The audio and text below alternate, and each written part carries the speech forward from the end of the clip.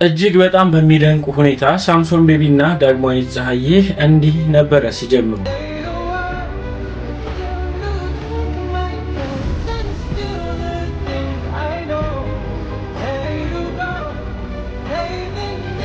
እንዲህ የነበረ ደስ የሚል የቤተሰብ ህይወት ደግሞ በእንደዚህ አይነት መልኩ ደግሞ ተቋጨ።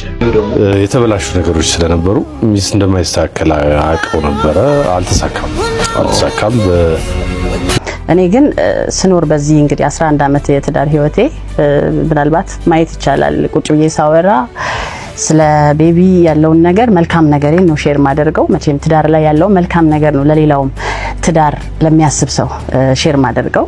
ስለ ቤቢ ያልኳቸው እነዛ መልካም ነገሮች ነገም ብንለያይ እንኳን ለሱ ያለኝ አክብሮት አይቀንስም፣ መውደድም አክብሮቴም አይቀንስም። በዚህ አጋጣሚ ልጆቻችንን ማሳደግ እንችላለን። አሁን ላይ ደግሞ ሁለቱም በየራሳቸው የህይወት አዳዲስ ምዕራፍ ለመክፈት በየፊናቸው እየተጓዙ ይገኛሉ። ከጥቂት ሳምንታት በፊት እንግዲህ ሳምሶን ቤቢ በሶሻል ሚዲያ ሲዘዋወር የነበረ ስለሱ ወይም ደግሞ አዲስ የፍቅር ህይወት መመስረቱን የሚያሳይ ቪዲዮ ከተሰራጨ ሰዓት ጀምሮ በርካቶች ሀሳባቸውን ሲሰጡ ነበረ። ይህን ቪዲዮ ነበረ ለማስታወስ ያህል አገኘሽኝ እንጂ ድንገት ስዘናጋ ባልቆጨኝ ለፍቅርሽ የከፈልኩት ዋጋ ሳስበው ይህን ቪዲዮ ከተመለከተን በኋላ ብዙዎቻችን እንግዲህ ትዳራቸው እንዳበቃለት ወይም ደግሞ እንዳከተመለት አስበን በሀዘን ውስጥ ነበሩ። በርካቶች የነሱ ወዳጆች የነበሩም እንግዲህ የሀዘን የተለያዩ ምስሎችን እያጋሩ ነበር በኮሜንት ሴክሽን ላይ። እሱ ብቻ ሳይሆን እንግዲህ የልጆቹ እጣ ፋንታ ምን ላይ ሊሆን ይችላል ተብሎ በርካቶች ሲነጋገሩ ነበረ። እንግዲህ ደግሞ ዛሬ ደግሞ በዳግማዊ ፀሐዬ ጉዳይ ደግሞ አዲስ መረጃ ወደኛ ደርሷል። በተለይ ሶሻል ሚዲያ ላይ እንግዲህ እኚህ ምስሎች እየተጋሩ ነበረ። ምን አዲስ ነገር አለ? የበርካቶቻችሁ ጥያቄ ይመስለኛል። እነዚህ ቪዲዮዎችን እያጋራኋችሁ እንወያያለን። በተጨማሪም ደግሞ እንግዲህ ኖርማል አይደለም የሚለው የእሸቱ እንግዲህ ኃይለ ቃል ግስጋሴ አሁን ላይ ከተራ ቲክቶከሮች አልፎ የቤተ ክርስቲያን መምህሮችም እንዲሁም ደግሞ ትልልቅ እንግዲህ በበርካታ ሰዎች ዘንድ ተቀባይነት ያገኙ በርካታ አንጋፋ ሰዎችም እየተጠቀሙት ይገኛል። በትውልድ ጉዳይ እንግዲህ ትውልድ እንዳይባክን ወይም ደግሞ ትውልድ እንዳይበላሽ አሁን ነው ሰዓቱ። ኖርማል አይደለም እያንዳንዱ ነገር እንግዲህ ወይ ከእምነት ወይ ደግሞ ከሆነ ከካልቸር ጋርም የሆነ ግንኙነት ወይም ደግሞ ግጭት ያለው ጉዳይ ስለሚሆን እያንዳንዱ ነገር ባህልን፣ ወግን፣ እምነትን የሚጣረስ መሆን የለበትምና ሁሉም ኖርማል አይደለም ብለው እየገሰገሱ እየተነጋገሩበት ያለ ጉዳይ ነው። እናንተስ በዚህ ጉዳይ ላይ ምን ትላላችሁ? ቪዲዮዎችን የማካፍላችሁ ይሆናል። በተጨማሪም ደግሞ ቲክቶከሮቹ እንግዲህ የደረሰባቸው የመኪና አደጋ በርካቶችን አነጋግሯል። በርካቶችም እንግዲህ እንዴት ናቸው፣ ምንስ ላይ ናቸው ያሉበት ሁኔታ የሚሉ አሳስባቸዋል።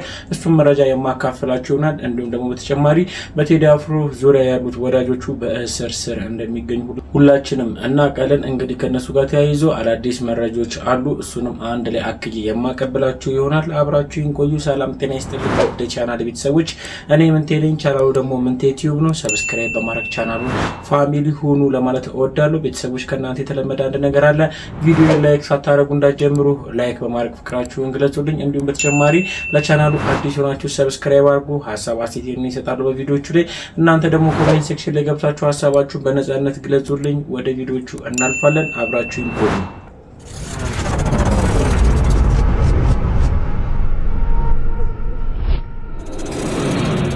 በቅድሚያም አንድ መረጃ ላካፍላችሁ ወደድኩኝ። እንግዲህ በቲክቶከር ጃኒ እና እንዲሁም ደግሞ በቲክቶከር አዶናይ የወንድሙ በሁለቱ መካከል እንግዲህ የደረሰ የመኪና አደጋ ነበረ።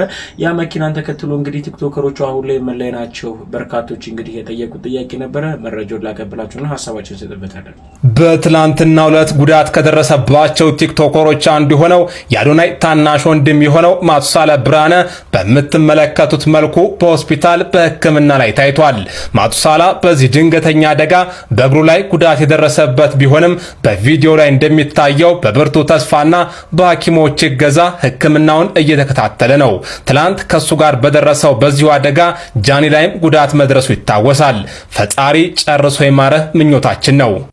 እንደሰማችሁ ነው የቲክቶከር አዶናይ ወንድም እንግዲህ አሁን ላይ ያለበት ሁኔታ ይህን ይመስላል። እግሩ ላይ ትንሽ ስብራት እንዳለና አሁንም ላይ ደግሞ ለመራመድ እየጣረ መሆኑ እንዲሁም ደግሞ ጤንነቱ በሙሉ ጤንነት ላይ እንደሚገኝ በቃ አስጊ የማይባል ጥሩ ጤንነት ላይ እንደሚገኝ መረጃዎች ተካፍሏል። ይህን ይመስላል በእነሱ ጉዳይ ላይ ያለ መረጃ። እንዲሁም ደግሞ በጃኒ ጉዳይ እንግዲህ እስካሁን ድረስ እንግዲህ ምንም አይነት መረጃ አሳልፈው አላወጡም ወይም ደግሞ ያለችበት ሁኔታ ግልጽ በሆነ ሁኔታ እንግዲህ ተከታዮቿም ይሁን እንዲሁም ደግሞ መረጃ ለሚያቀብል አካል ለማንም አልደረስምና አዲስ ነገር በስፋሌ ካለ የማሳውቃችሁ ይሆናል። እንዲሁም ደግሞ ወደ ሌላ ጉዳይ ስናልፍ የበርካቶች ጥያቄ የነበረው የቴዲ አፍሮ የቅርብ ሰዎቹ ወዳጆቹ እንግዲህ በእስር ላይ ይገኛሉ ወይም ደግሞ ፖሊስ እንግዲህ ለምርመራ እንደወሰዳቸው ሁላችንም እናውቃለን። ከነሱ ጋር ተያይዞ አዲስ መረጃ ምን አለ ብለው የበርካቶች ጥያቄ ነበረ። እስቲ መረጃውን ላካፍላችሁና ሀሳባችንን እንሰጥበታለን። የታሰሩት የቴዲ አፍሮ የቅርብ ሰዎች ነገ ፍርድ ቤት ይቀርባሉ። ፖሊስ በድጋሚ ተጨማሪ የጊዜ ቀጠሮ እንደሚጠይቅባቸው ምንጮች እየተናገሩ ይገኛሉ። የፌዴራል ፖሊስ በቁጥጥር ስር ያዋላቸው የድምፃዊ ቴዎድሮስ ካሳሁን ወይም ቴዲ አፍሮ ምክትል ስራ አስኪያጅና ሌሎች የቅርብ ሰዎችን ጨምሮ 7 ተጠርጣሪዎች የተሰጠባቸው የምርመራ ጊዜ በማብቃቱ ነገ አርብ ፍርድ ቤት ይቀርባሉ ተብሎ ይጠበቃል። ተጠርጣሪዎቹ ሚያዝያ 14 ቀን በፌዴራል የመጀመሪያ ደረጃ ፍርድ ቤት አራዳ ምድብ አንደኛ ጊዜ ቀጠሮ ችሎት ቀርቦ የነበረ ሲሆን የፌዴራል ፖሊስ በወቅቱ ባቀረበባቸው ክስ ግለሰቦችን ሁከትና ብጥብጥ ለመቀስቀስ በመሞከር አደገኛ እጽ ይዞ በመገኘት እንዲሁም ህገወጥ የጦር መሳሪያ በማከማቸት ወንጀሎች ለተጠረጠራቸው ለችሎቱ ማስረዳቱን በወቅቱ በዛሀበሻ ዜና መዘገባቸው ይታወቃል። ፖሊስ በተጠረጠሩበት ወንጀል ላይ ተጨማሪ ማጣራት ለማድረግ የ14 ቀናት የምርመራ ጠይቆም ፍርድ ቤቱ የፖሊስን ጥያቄ በመቀበል መፍቀዱንና ለግንቦት 30 ቀን ተለዋጭ ቀጠሮ መስጠቱን አይዘነጋም። በዚህ መሰረት ለፖሊስ የተፈቀደው የምርመራ ጊዜ ነገ የሚያበቃ በመሆኑ ተጠርጣሪዎቹ ፍርድ ቤት የሚቀርቡ ይሆናል። ይሁን እንጂ ፖሊስ አሁንም ምርመራዬን አጠናቅቄ አልጨረስኩም በሚል በተጠርጣሪዎቹ ላይ ተጨማሪ 14 የምርመራ ጊዜ ስጠኝ በማለት ፍርድ ቤትን ይጠይቃል ተብሎ እንደሚጠበቅ ከምንጮቻችን ያገኘነው መረጃ ያመለክታል።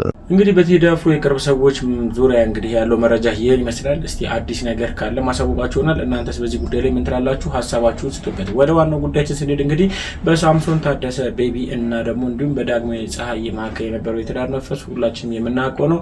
እንግዲህ ከትዳራቸው መፍረስ በኋላ በርካታ መረጃዎች እንግዲህ ሲናፈሱ ነበረ በሁለቱም ዙሪያ። አሁን ላይ ግን እንግዲህ ሳምሶን ታደሰ ቤቢ ከጥቂት ሳምንታት በፊት እኚህ ቪዲዮዎችን አጋርቶ ነበረ። እኚህ ቪዲዮዎችን ካጋራን በኋላ ደግሞ እስቲ ምን አዲስ ነገር ይኖራል ብሎ በርካቶች እንግዲህ እየጠበቁ ነበረ። ወይም ደግሞ አዲስ ህይወት ሊጀምር ጫፍ ላይ እንዳለ ሁኔታዎች ያስረዱ ነበረ። አሁን ላይ ደግሞ እንግዲህ በዳግማዊ ፀሐይ ጉዳይ ደግሞ አዲስ መረጃ ወደኛ አድርሰናለች። አንድ ቪዲዮ እንግዲህ በሶሻል ሚዲያ ላይ ተጋርቶ ነበረ። እስቲ ቪዲዮ ልጋብዛችሁና ሀሳባችንን እንሰጥበታለን። ጠንካራ ሴት ነኝ፣ ዋጋዬን ጠንቅቄ የማውቅ በህይወት ጎዳና በብዙ ውጣ ውረድ ያለፉ ችግር፣ መገፋት፣ ፈተና የማይበግረኝ ብርቱ ሴት ምንም እንኳ በክፋትና ተንኮል በታጠረች ዓለም ውስጥ ሴትነት ፈተና በሆነበት የህይወት ትግል ውስጥ በሆነ ተስፋ አልቆርጥም። ወድቅም ዳግም እነሳለሁ። ህልም አለኝ። ህልሜን ለማሳካት ከዓላማዬ ግብ ለመድረስ ቀን ከሌት የምለፋ ጠንካራ ሴት ነኝ። ስከፋ አጽናኝ፣ ስደክም ብርታቴ ፈጣሪ ነው። እንግዲህ የምታዩትን ቪዲዮና የምታያቸውን ምስሎችን አንድ ላይ እንግዲህ በማድረግ በዳግማዊ ፀሐይ ጉዳይ እንግዲህ አዲስ ነገር እንዳለ ሆኖ እንግዲህ ይህ መረጃ ሲሰራጭ ነበረ። በዚህ ጉዳይ ላይ እንግዲህ እሷ እስካሁን ድረስ ምንም አይነት ምላሽ አልሰጠችም። እንግዲህ ዳግዬ አዲስ ህይወት ልጀምርም ከሆነ እንግዲህ መልካም የአዲስ ህይወት ምዕራፍ ለማለት እወዳለሁ። እንግዲህ በዚህ ጉዳይ ላይ በርካቶች በቀደም ባደረስኳችሁ ቪዲዮ ላይ ወይም ደግሞ በሳምሶን ታደሰ ቤቢ የአዲስ ህይወት ጀማሮ ጉዳይ ያደረስኳችሁ መረጃን ተከትሎ ሁላችሁም አንድ ሀሳብ ስትናገሩ ነበረ። ቢያንስ ለልጆቹ እንዲሁም ደግሞ ያው ለልጆቹ ስሜት ስለልቦና ሲባል ወደ ትዳሩ መመለስ ነበረበት ወይም ደግሞ አቻችሎ መኖር ነበረባቸው የሚል የበርካቶች ጥያቄ ነበረ። ቢሆንም ግን ሁለቱም እንግዲህ አዲስ ምዕራፍ ለመጀመር ጫፍ ላይ እንዳሉ መረጃዎች እያሳዩ ይገኛሉ።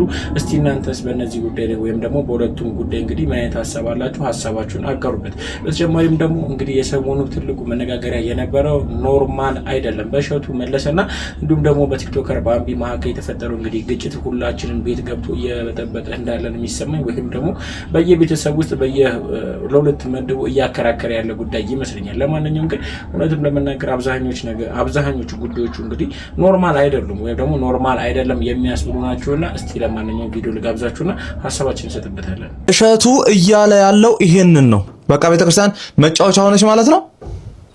እንደፈለገ የዓለማዊ ነገር እያመጣን ቤተክርስቲያን ላይ እንደፈለገን የምናላግጥበት ሆነ ማለት ነው።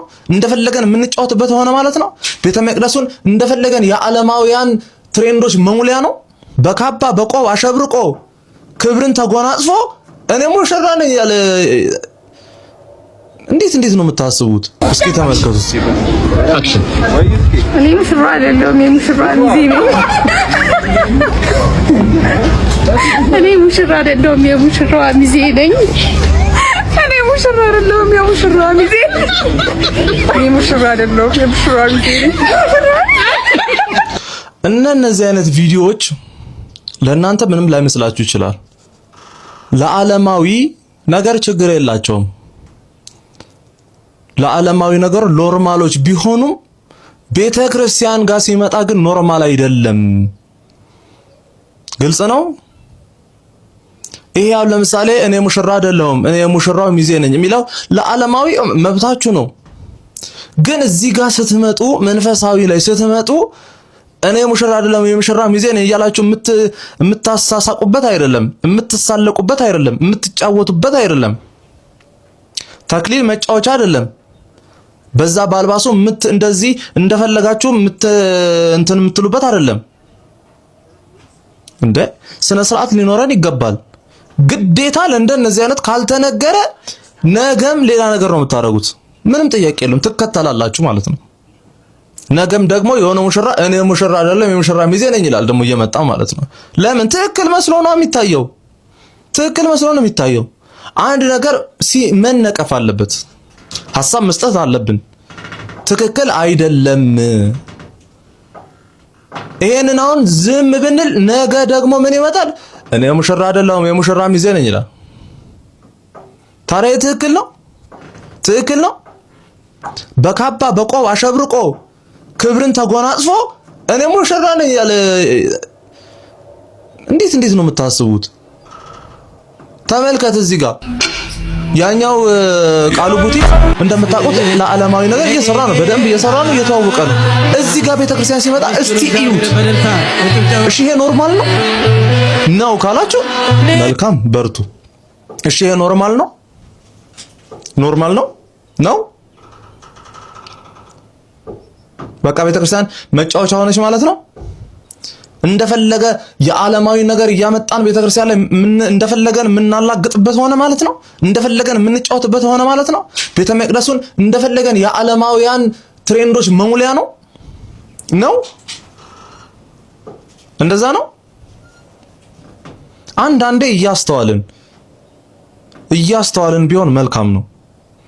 በባምቢ ጉዳይ ሰፋ ብዬ እመለሳለሁ። ሐሳቤን ገና አልሰጠውኝም። ይሄ ለነዚህ የተሰራ ቪዲዮ ነው። እባካችሁ ሁለታችሁም ይሄንን ቪዲዮ አጥፉ ብዬ ብጠይቅም ልታጠፉ አልቻላችሁ። አሁንም በድጋሚ እላለሁ አጥፉ። በቃ የማይሆን ቪዲዮ ነው። በቃ አይሆንም። አጥፉ። ሁለታችሁም ይሄን ቪዲዮ አጥፉ። አንዳንድ ጉዳዮችን ኖርማል ነው ወይም ደግሞ ችግር የለውም ብለን የምናስባቸው ጉዳዮች እንግዲህ ከራሳችን አልፎ ትውልድን ይበክላል። እንዲሁም ደግሞ እምነት ውስጥም ገብቶ የእምነትም ራሱ የራሱ የሆነ አካሄድ ሕግና ደንብ ያለውን ጉዳይንም እንግዲህ የሚበክል ነውና እንደ ሀገር ይሄ ጉዳይ እንደቀልድ ሊታይ አይገባም። ኖርማል ያልሆኑ ጉዳዮችን ኖርማል አይደሉም ብለን ቃል አውጥተን ልናስቆማቸው ይገባል። ይህም የወንድማችን ሀሳብን እንዴት ተመለከታችሁት? ሀሳባችሁን ስጡበት። ተጨማሪ ቪዲዮ አለ ልጋብዛችሁ። አሁን ነው ከቤተ ክርስቲያን የገባሁትና በዚህ ጉዳይ ላለፉት 2 ቀናት ምንም አይነት ሀሳብ መስጠት አልፈለኩም። ጀስት ስክሮል እያረኩኝ ብቻ እያየው ነበር የቆየሁትና ቤተ ክርስቲያን ሄጄ ስመለስ አንድ ነገር ማለት እንዳለብኝ የተሰማኝ። ቤተ ክርስቲያን ለግማሹ እናት ለግማሹ ደግሞ እንጀራ እናት አይደለችም። ቤተ ክርስቲያን ሁሉም ሰው የሚገባባት፣ ሁሉም ሰው የሚጸልይባት፣ ሁሉም ሰው ድህነት የሚያገኝባት፣ የሚያስቀድስባት፣ ጸበሉን የሚጸበልባት እናት ቤተ ክርስቲያን። ከዛ ውጭ እንግዲህ ቤተ ክርስቲያን ብዙ አይነት ሰው አለ። እንደኛ አይነት ኃጢአተኛም ሰው አለ። በዚህ ምድር ጻድቅ ነኝ የሚል ሰው አለ ብዬ አላስብም። እና ሁላችንም ኃጢአተኞች ነን። ወንድማችን እሸቱም እንደገለጠው እጅግ ኃጢአተኛ እንደሆነ ኃጢአቱ አንገቱን አስደፍቶ ተቤቱ ቁጭ ብሎ አቀርቅሮ እንዳለ ንስሐ እየገባም እንደሆነ ነው የነገረን። እህታችን ባምቢ በተመሳሳይ ኃጢአታችን የምናፍርበትን አንገታችን አቀርቅረን ቁጭ የምንልበትን ኃጢአታችንን በአደባባይ ተቀርጾ እያየነው ነው። ይሄ ጸያፍ ፎርብድን እንዴት ነው ታቡ አለ አይደለ የሚባል በማህበረሰብ በባህል ማለት ነው። እና ያንን ፐብሊክሊ ኖርማላይዝ የተደረገ ያለበት ሁኔታ ነው ያለው። ይሄን በነገራችን ላይ እኔም እናንተም እሷም ልቦና ያውቀዋል፣ እናውቀዋለን፣ ባይዛወይ እናውቀዋለን። እና እሷም ታውቀዋለች፣ ደግሞ አለው እኔም እናንተም በደንብ እናውቀዋለን፣ ልቦናችን በደንብ ያውቀዋል። አንድ ለባምቢ ወገነሽ የምትከራከሪ እህቴ የሷን አለባበስ ለብሰሽ የሷን ንግግር ተናገሪ ብትባይ አትናገሪ።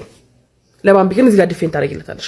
ይሄ እሷን ማገዝ አይደለም በነገራችን ላይ ይሄ እሷን ማገዝ በጭራሽ አይደለምና ወደ ዋናው ሐሳቤ ስመለስ ይሄ ሰው እኔ ኃጢያተኛ አይደለሁም እኔ ጻድቅ ነኝ አላለም በጭራሽ እሱም ኃጢያተኛ ነው ነገር ግን ይሄንን ኃጢያት ፐብሊሳይዝ ማድረግ ኖርማላይዝ እየተደረገ ነው ነገር ግን ኖርማል አይደለም ምናልባት የተናገረበት መንገድ ሁኔታው ምናምን ልክ ላይሆን ይችላል ኦፍ ኮርስ ምናልባት ሚዲያ ላይ መናገር ላይ ጠብቅ ይችላል በስልክ ኮሙኒኬት ሊያደርጉ ይችላሉ ምናምን ሚዲያ ላይ ያሉ ሰዎች እንግዲህ ያውቁታል ማድረግ የሚችሉትን ነገርና ምናልባት ያ ሊሆን ይችላል ያን አክሰፕት አደርጋለሁ ከዛ ውጪ ባምቢን እንወዳታለን እህታችን ነች በብዙ ነገር ማለት ነው ሴት ነች ጠንካራ ነች ቤተሰቧን የምታስተዳድር ነች ምናምን ግን ልክ ያልሆነ ነገር እያረገች እያወቀችው እያረገች የእናንተ ልክ አይደለሽም ብሎ መናገር ለምን ተከበዳችሁን ያላውቅ እደግመዋለሁ እሱ የተናገረበት መንገድ ልክ ላይ ሆነ ይችላል ባምቢ ግን ጭራሽ ልክ አይደለች በቃ this is reality ማለት ነው እና እሸቱ ላይ በጣም ብዙ ነገሮች ተነስተዋል